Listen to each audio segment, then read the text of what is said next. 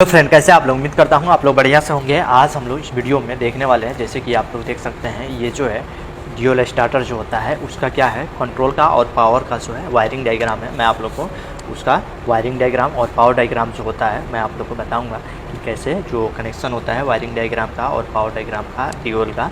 तो सबसे पहले हम लोग देख लेंगे यहाँ पे जो है पावर का जो डायग्राम है, इसको आप लोग देख सकते हैं। पावर का जो है ये डायग्राम है, पावर का वायरिंग का ये जो है डायग्राम है, पावर का वायरिंग है। आप लोग देख सकते हैं यहाँ पे क्या है, L1 है, L2 L3 है, 3 फेज़ का है, तो L1 L2 L3 है। तो यहाँ से आप लोग देख सकते हैं कि पहले केबल जो है यहाँ से 3 फेज़ जो है आ रहा है कहाँ पे, MCB में। ये जो है MCB में आप लोग देख सकते हैं, यहाँ पे एक MCB लगा हुआ है। फिर MCB से डायरेक्ट ये क्या जा रहा है, OLR में जा रहा है, ओवरलोड रिले। ओवरलोड जो रिले होता है उसमें जा रहा है। फिर ओवरलोड रिले से ये जो है डायरेक्ट जो है L1 L2 L3 यानी मोटर का यहाँ से ओवरलोड रिले से निकल के कहाँ जा रहा है, मोटर में जा रहा है। तो ये बहुत ही सिंपल है, यहाँ पे UWV लिख सकते हैं क्योंकि यहाँ पे UWV भी रहता है। पावर का जो वायरिंग होता है उसमें क्या होता है कि सिंपल सा क्या होता है कि केबल जो है 3 फेज हम लोग लेते हैं, MCB में डालते हैं, MCB में ही क्या करते हैं, OLR को हम लोग लगा देते हैं। ये जो होता है अटैच रहता है। फिर वहाँ से OLR जो होता है ओवरलोड रिले के आउटपुट से हम लोग क्या करते हैं, मोटर को डायरेक्ट कनेक्ट कर देते हैं। फिर इसका अगर हम लोग कंट्रोल देखेंगे तो कंट्रोलिंग जो होता है आप लोग देख सकते हैं कि यहाँ पे L1 है, यानी सिंगल फेज में कंट्रोलिंग होता है। ये जो है नीचे जो केबल है आप लोग देख सकते हैं, ये जो है ये न्यूट्रल का है।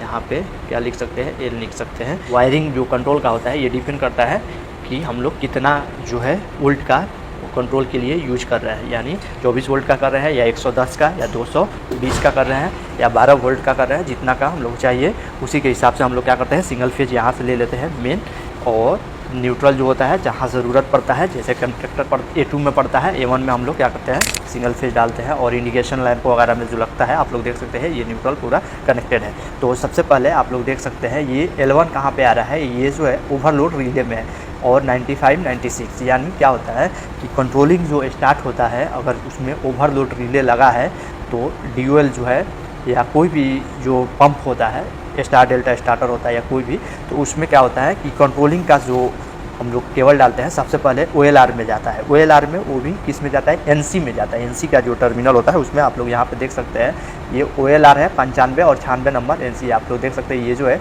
NC है। तो यहाँ पे ये क्या कर रहा है कि जाके एक टर्मिनल पे इन होता है, दूसरा पे आउट होता है। 95 पे इन होगा और 96 पे आउट होगा।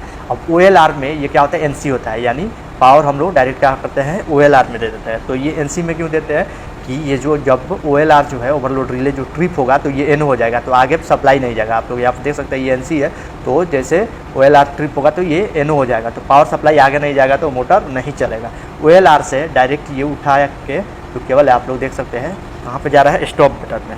तो स्टॉप बटन में जा रहा है, यानी यहाँ से पावर हम लोग दिए तो NC, ये OLR जो है NC है, तो यहाँ से डायरेक्ट पावर NC किस में आ रहा है, स्टॉप बटन, ये भी NC होता है, तो यहाँ तक आ रहा है, यानी स्टार्ट बटन के पास आप लोग देख सकते हैं पावर आ रहा है। तो LR से क्या होता है, स्टॉप बटन में जाता है, फिर यहाँ से स्टार्ट में। तो जब तक हम लोग स्टार्ट नहीं करेंगे, आप लोग देख सकते हैं स्टार्ट बटन जो है ये क्या है, NO है, नॉर्मली ओपन रहता है। जब हम लोग इसको दबाते हैं तो ये क्या होता है, चालू होता है। आप लोग यहाँ पर देख सकते हैं यहाँ तक पावर आ रहा है और इसके बाद में ये जो है ओपन है। तो हम लोग स्टार्ट पुश बटन दबाएंगे तो ये क्या हो जाएगा, कनेक्ट होगा। कनेक्ट होगा तो ये जो है स्टार्ट पुश बटन से कहाँ जा रहा है, A1 टर्मिनल में। ये जो है कंडक्टर का A1 टर्मिनल है।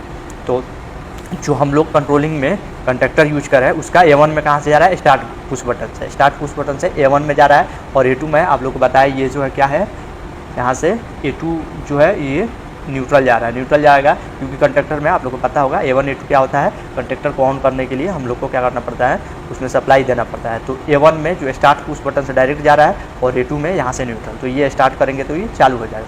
तो ये जो है स्टार्ट यहाँ तो कंडक्टर क्या होगा, ऑन होगा। और यहाँ पे आप लोग देख सकते हैं ये क्या है, होल्डिंग के लिए है। ये जो है स्टार्ट पुश बटन, पता है आप लोग को क्या होता है कि अगर हम लोग उसको दबाएंगे तो क्या होगा, चालू होगा, फिर छोड़ेंगे तो क्या हो जाएगा, बंद हो जाएगा। तो इसी का होल्डिंग के लिए आप लोग देख सकते हैं स्टार्ट पुश बटन का ये जो है पहले से एक सप्लाई दे के, और यहाँ से आप लोग देख सकते हैं बाद वाला से ये जो है कनेक्ट किया हुआ है। क्या होता है कि जो स्टार्ट पुश बटन है हम लोग क्या करते हैं, वहाँ से क्या करते हैं, कंडक्टर का एक एनो टर्मिनल लेते हैं। एनो से ये जो है एनो का है, तो यहीं एनो में से क्या करते हैं, ले जाके एक सप्लाई हम लोग क्या करते हैं, स्टार्ट पुश बटन का पहले आप लोग देख सकते हैं यहाँ पे ये स्टार्ट पुश बटन से सप्लाई से पहले ये जो है यहाँ पे हम लोग कनेक्ट कर देते हैं ताकि ये होल्डिंग हो जाए।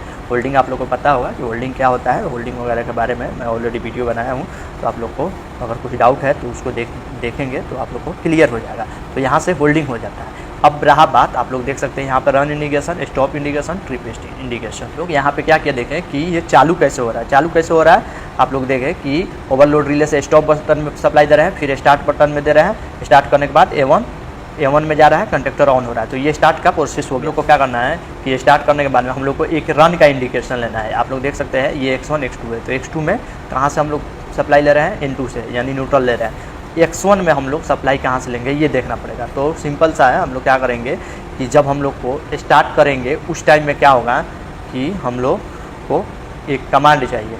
तो हम लोग क्या करते हैं कि उसी कंडक्टर से, जो कंडक्टर है उसका हम लोग एनो से एक क्या करते हैं, एक टर्मिनल लेके हम लोग डाल देते हैं कि इसमें ये जो इंडिकेशन लैंप है उसमें। तो जैसे जो एनो है वो NC होगा तो हम लोग को पावर सप्लाई मिल जाता है, जिससे क्या होता है कि इंडिकेशन जो है वो जल जाता है कि रनिंग है। हम लोग एनो से लेंगे तो आराम से ये जल जाएगा। तो आप लोग देख सकते हैं ये जो एनो है इसी से लिया हुआ है यहाँ पे, तो ये चल जाएगा। तो रनिंग का हम लोग यहाँ से कनेक्शन ले सकते हैं। अब हम लोग देखेंगे स्टॉप इंडिकेशन। तो स्टॉप इंडिकेशन हम लोग क्यों यूज करते हैं कि जब पंप बंद रहे तो ये क्या हो जाए, इंडिकेशन जले, जब चालू रहे तो बंद हो जाए। तो इसके लिए क्या करते हैं हम लोग, जो कंडक्टर है उसका एक NC पॉइंट लेते हैं। आप लोग यहाँ पे देख सकते हैं ये जो है NC का पॉइंट है, ये एक NC है।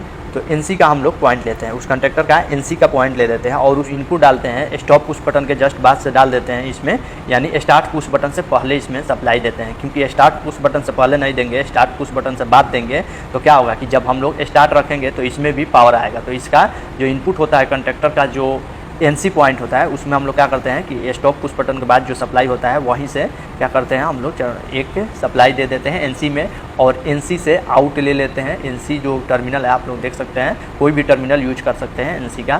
तो यहाँ पे सप्लाई दे देंगे तो ये नॉर्मल क्लोज रहेगा। यहाँ पे आप लोग देख सकते हैं NC है, दोनों क्लोज है। तो इस टर्मिनल से हम लोग को लाइट मिल जाएगा, यानी जब कंडक्टर ऑन होगा तो NC जो होगा वो क्या हो जाएगा, NO हो जाएगा।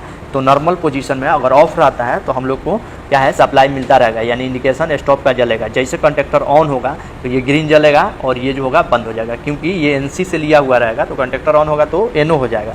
तो ये स्टॉप पुश बटन जो है जब हम लोग सप्लाई दे देंगे कंडक्टर में तो ये क्या हो जाएगा, ऑफ हो जाएगा। तो हम लोग को स्टॉप का इंडिकेशन मिल जाएगा। इसका मतलब पंप जब चालू होगा तो ये मिलेगा सप्लाई। अब हम लोग देखेंगे ट्रिप का इंडिकेशन। आप लोग यहाँ पे देख सकते हैं। तो ट्रिप इंडिकेशन जो होता है हम लोग कहाँ से लेते हैं, ओवरलोड जो रिले होता है उसका एनो पॉइंट से। आप लोग यहाँ पे देख सकते हैं ये 97-98 जो है ये एनो है, ये जो है एनो है। आप लोग देख सकते हैं यहाँ पे ओपन है। तो ये जो है ओपन है, मतलब जब रिले जो होगा, ट्रिप होगा तो ये NC होगा। आप लोग देख सकते हैं ये जो NC है, तो NC से हम लोग इसका कनेक्शन किए हैं। तो जब ये NC है, अभी जब रिले जो होगा ट्रिप, तो रिले जब ट्रिप होगा तो क्या हो जाएगा, ये NO हो जाएगा, यानी इधर का सप्लाई बंद हो जाएगा और ये जो होगा चालू हो जाएगा। तो ये उल्टा हो जाएगा, ये NC है तो NO हो जाएगा, यानी इधर सप्लाई नहीं आएगा, फैन ये पंप जो होगा बंद हो जाएगा। वहीं सप्लाई किधर से आने लगेगा, यहाँ पे आएगा। तो यहाँ पे ये NC जो है, ये NO जो है NC हो जाएगा, तो ट्रिप इंडिकेशन जल जाएगा। तो इसीलिए हम लोग क्या करते हैं, जो रिले का NO पॉइंट है, जो रिले जो होता है उसका, ओवरलोड रिले जो होता है उसका NO पॉइंट से हम लोग क्या करते हैं, ये ट्रिप इंडिकेशन ले लेते हैं कि जैसे ट्रिप होगा तो ये NC हो जाएगा और चलाएगा। आप लोग देख सकते हैं यहाँ से हम लोग न्यूट्रल ले लिया और ऊपर से जो है हम लोग को फेज मिल रहा है, तो इंडिकेशन जल रहा है। और इसका सप्लाई आप लोग देख सकते हैं, हम लोग ओवरलोड रिले में जो सप्लाई दे रहे हैं, मेन जो हम लोग L1 दे रहा है या कोई भी फेज है जिससे हम लोग रिले में कनेक्शन कर रहे हैं, यहीं पर ले रहे हैं। आप लोग देख सकते हैं रिले का इनपुट से ले लेंगे, उससे पहले ले लेंगे, लेकिन हम लोग रिले का जो NC पॉइंट है उसके बाद नहीं लेते हैं। क्यों नहीं लेते हैं कि मान लीजिए यहाँ पे आप लोग देख सकते हैं ये NC है, तो जब ये NO होगा तब इसमें पावर आएगा। अगर हम लोग यहीं सप्लाई अगर यहाँ से ले लेते हैं, मान लीजिए यहाँ से लेते हैं,